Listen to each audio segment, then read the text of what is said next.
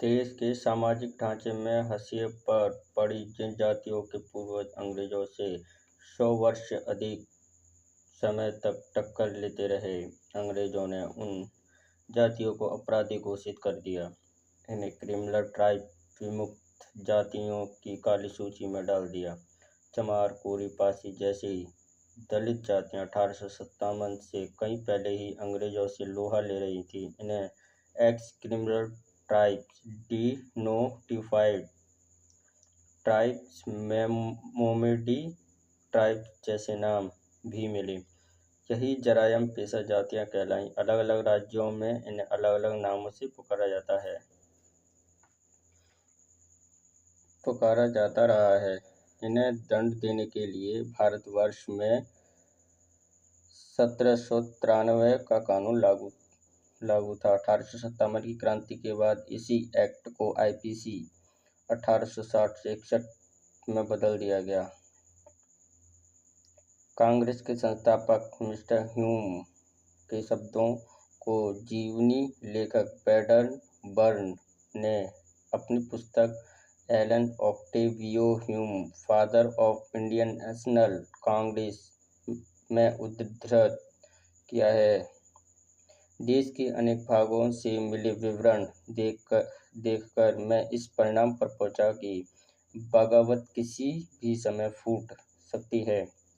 यह बात लॉर्ड लिटन के भारत लौटने के 15 मास पहले की है। देश के सभी भागों से मंगाए गए लगभग 30,000 गुप्तचरों के बयान मैंने देखे। देश के सभी भागों, बर्मा, असम आदि छोटे छोटे प्रांतों का वर्णन इसमें न था, को अलग अलग बांटकर यह रिपोर्ट 7 बड़ी बड़ी जिल्दों में तैयार की गई थी। रिपोर्ट प्राय देसी भाषाओं में थी। मैंने उनके अंग्रेजी अनुवाद देखे। इनमें जिलों, तहसीलों, थानों, शहरों से आए हुए बयान अलग अलग थे। रिपोर्ट प्राय निम्न श्रेणी के किसान, मजदूर, कारीगर लोगों के बारे में थी, जिनसे पता चलता था कि ऐसे लोग आर्थिक संकट के कारण सर्वथा निराश होकर कह रहे हैं कि अब कुछ कर डालें, बिना उपाय नहीं है। इस कुछ से लोगों का मतलब था बगावत, वायोलेंस। बहुत सी रिपोर्टों से पता चला कि लोग पुरानी तलवारें, बर्छे और तोड़ेदार बंदूकें जमा करके छिपा रहे हैं, जो अवसर आने पर काम में लाई जाएगी। यह तैयारियां निम्न श्रेणी अर्थात सबसे गरीब श्रेणी के लोगों में हो रही थी। जान पड़ता था कि यह छोटे छोटे गिरोह किसी भी समय पत्ते पर पड़ी जल की बूंदों की तरह लुढ़क कर एक में मिल जाएंगे और उस समय शिक्षित लोग भी इनके साथ मिलकर बगावत को संगठित रूप देकर देश भर में फैला देंगे और यह बगावत विदेशी सरकार के विरुद्ध राष्ट्रीय बगावत का रूप ले लेगी। मिस्टर ह्यूम के इस वक्तव्य से स्पष्ट है कि तत्कालीन परिस्थितियों में देश की दलित आबादी किस तरह से सर पर कफन बांधकर देश को आज़ाद करवाने के लिए खड़ी हो गई थी, तथा यह भी स्पष्ट है कि तथाकथित कुछ लोग एकदम निष्क्रिय ही थे। अंग्रेजों की सेना के अतिरिक्त देसी राजाओं की सेना में भी दलित सैनिकों की बेशुमार संख्या थी। अंग्रेजों ने विद्रोही सैनिकों तथा राजाओं के बंदी सैनिकों को नौकरी से निकाल बाहर किया। दलित सैनिकों के पास तो जमीन जायदाद भी नहीं थी। उनके सामने परिवारों के भरण पोषण की समस्या खड़ी हो गई। अब शेर घास तो खा नहीं सकते थे, अतः वे कानून हाथ में लेकर अपराध करने लगे। अंग्रेज सरकार इनसे परेशान हो गई, इसीलिए इन्हें काबू में करने के लिए ब्रिटिश सरकार ने 1871 में पुनः क्रिमिनल एक्ट में संशोधन किया। इस एक्ट के अधीन 217 जातियों को रखा गया। इन जातियों को निगरानी में रखा जाता था। इन्हें प्रत्येक दिन पुलिस स्टेशन जाकर हाजिरी देनी पड़ती थी। यदि वे एक गांव से दूसरे गांव में जाते थे तो वहां के मुखिया को सूचित करना होता था। कुल मिलाकर इन 217 जातियों के सारे क्रियाकलापों को नियंत्रित कर दिया गया था। इनका कसूर इतना भर था कि ये और इनके पुरखे अपनी मातृभूमि की स्वतंत्रता चाहते थे। यदि अंग्रेजों ने 217 दलित जातियों को इस कानून के घेरे में लिया तो इसका अर्थ यह हुआ कि इस विशाल जाति वर्ग के पूर्वज 1857 से भी 100 वर्ष पहले से अंग्रेजों से अपनी मातृभूमि के लिए लड़ रहे थे। यदि इतिहासकारों की दृष्टि मनुवाद से प्रभावित न होती तो वे इन तमाम जातियों के विद्रोह का सिलसिलेवार इतिहास लिखते। इन्होंने ऐसा नहीं किया और स्वतंत्रता संग्राम का इतिहास अधूरा रह गया। यह भारतीय लेखकों इतिहासकारों की नैतिक हार है। क्रांतिकारी जातियों को अपराधी घोषित करने के तहत ब्रिटिश सरकार ने निम्नलिखित क्रिमिनल एक्ट बनाए। 1793 आईपीसी 1860 से 61, 1867, 1867, 1871, 1902, 1903, 1914, 1920, 1923, 1924 तथा 1946 बंदरी नारायण जी के शब्दों में 1861 में 1857 के विद्रोह के बाद अब अंग्रेजों ने महसूस किया कि भारतीय समाज में बड़ा तबका उनके खिलाफ लड़ा है, तो उनकी सूची बनाने की उनकी प्रवृत्तियों को जानने व समझने के लिए कॉलोनियल डिटर्मिनेशन प्रोजेक्ट शुरू किया, जिसके अंतर्गत सेंसर एवं गैजेटियर का निर्माण हुआ, जिसके आधार पर इन जातियों को नियंत्रित करने के लिए अनेक एक्ट बनाए गए। कॉलोनियल डिटर्मिनेशन प्रोजेक्ट का एक असर यह हुआ कि अब जातीय स्मृतियाँ निश्चित हो गईं।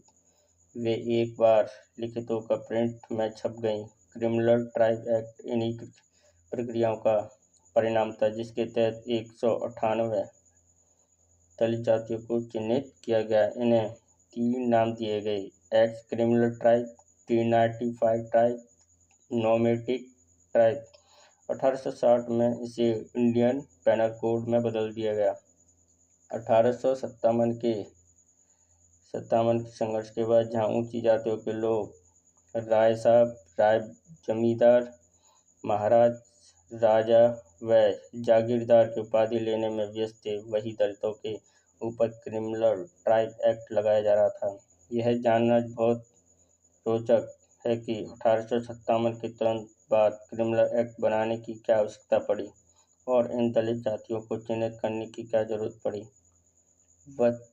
वस्तुत 1857 के विद्रोह के बाद अंग्रेजी शासन ने अपनी गवर्नेंस एवं कंट्रोल एक्टिविटीज की कमी के रूप में देखा तथा भारतीय समाज में इस विद्रोह से सबक लेकर इसे नियंत्रित करने के लिए नई स्ट्रेटेजी बनाई गई तथा उन्हें क्रिमिनल जाति बना दिया, जो उनके प्रशासन के लिए चुनौती थे, जो औपनिवेशिक नियमों को नहीं मानते थे और उन्हें बार बार तोड़ते थे।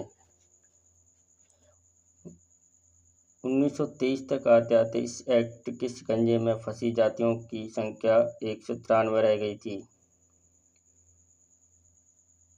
परंतु सन 1924 में कुछ जातियां इस एक्ट से निकाल दी तथा इनकी संख्या 123 रह गई। जिन राज्यों में सामाजिक आंदोलन चलाए गए वहां पर विमुक्त जातियों को इस शिकंजे से जल्दी मुक्ति मिल गई। गुजरात और मद्रास में यह आंदोलन रामास्वामी पेरियार जी ने तथा महाराष्ट्र में राष्ट्रपिता ज्योतिबा फूले तथा बाबा साहेब डॉक्टर अम्बेडकर जी ने चलाए।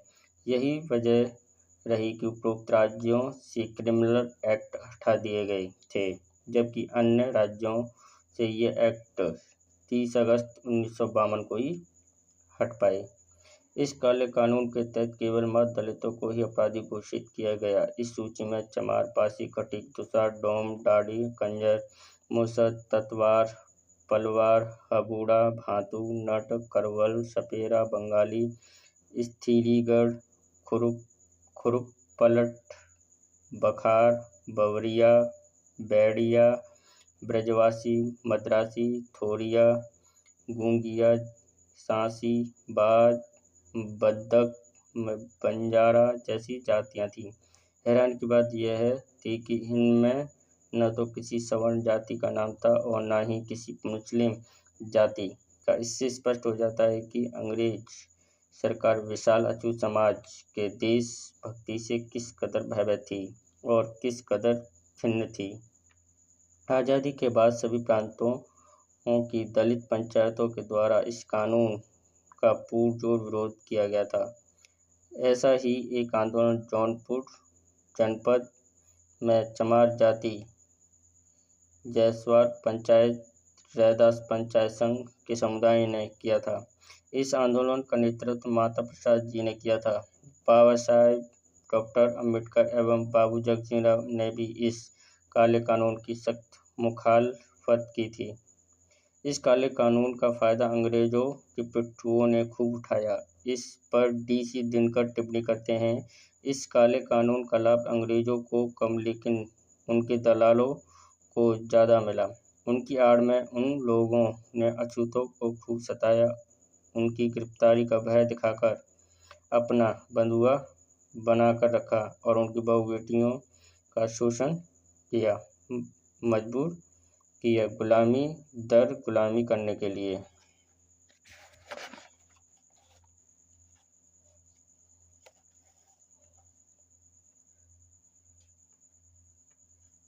विमुक्त जातियाँ। विमुक्त जाति के उन समुदायों की सूची जो स्थायी रूप से एक स्थान पर रहते हैं। अहेरिया, बहेलिया, बंदक, बंजारा, परवार, बोड़िया, बावरिया, भर, बोरीगा, चमार, दलेरा, कहार, डोम, गडोला, घोसी हिंदू, गुजर, हबूड़ा, कंजर, केवट, खटीक, लोध, मल्लाह, मैधाती, मुसहर, वनमानुष, नट, पलवर, तुषार, पासी, सांसिया, बंगा भाट और ओधिया, भातु, पीधिया, परवल। विमुक्त जातियाँ जो घूमती फिरती रहती हैं। पदक, खुरपलटा, मूंगिया, मूंग, कंजड़, कुछ बगिया, सिंगीवाला, ओघड़, बैरिया, वेद, भाट, चमरमंगता, जोगी, कपड़िया, महावत, लुंगी पठान, कलदर फकीर, नट कर्नाटक, करवल, बावरिया,